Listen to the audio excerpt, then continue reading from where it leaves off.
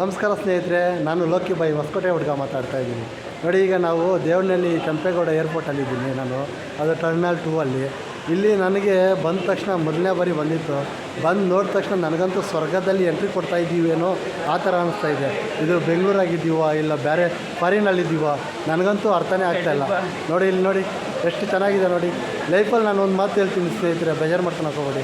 ಲೈಫಲ್ಲಿ ಒಂದಿನ ಆದರೂ ಫ್ಯಾಮ್ಲಿಯನ್ನು ಕರ್ಕೊಬಂದಿಲ್ಲಿ ತೋರಿಸಿ. ನಾನು ನಿಜವಾಗ್ಲೂ ಇದು ನಮ್ಮ ಬೆಂಗಳೂರಾ ಇಲ್ಲ ಬೇರೆ ದೇಶನ ಅಂತ ನನಗಂತೂ ಕೆಲವೊಂದು ಕೋತಿಗಳು ನೋಡಿ, ಕೋತಿಗಳು ಇಲ್ಲಿ ಬಂದು ಡಿಸ್ಟರ್ಬೆನ್ಸ್ ಮಾಡ್ತಾರೆ. ತಲೆ ಕೆಡಿಸ್ಕೊಂಡು ಹೋಗ್ಬೇಡಿ ಸ್ನೇಹಿತರೆ. ಇಲ್ಲಿ ನೋಡಿ, ಇಲ್ಲಿ ನೋಡಿ, ಇಲ್ಲಿ ನೋಡಿ, ನೋಡಿ ನಮ್ಮ ನೋಡಿ ಬೆಂಗಳೂರು ನಮ್ಮದು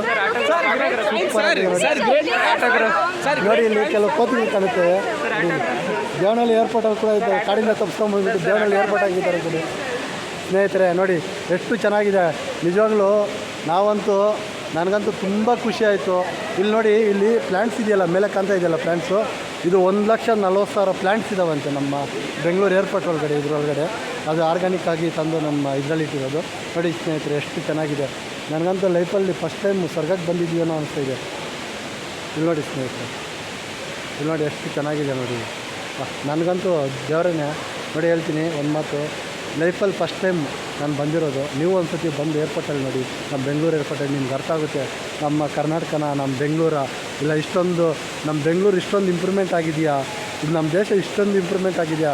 ಬೇರೆ ದೇಶಕ್ಕೂ ಎಲ್ಲ ನಾವು ಕಂಪ್ಯಾರಿಸನ್ ಮಾಡ್ತಾಯಿರ್ತೀವಿ ಅದು ಇದು ಅಂತ. ಬಟ್ ನನಗಂತೂ ತುಂಬ ಖುಷಿ ಆಯ್ತು ರೀ ಇದು ನೋಡಿದ ತಕ್ಷಣ. ನಿಜವಾಗ್ಲೂ ರೀ, ನಾನು ನಿಮ್ಮ ಜೊತೆ ಲೋಕಿ ಬಾಯ್.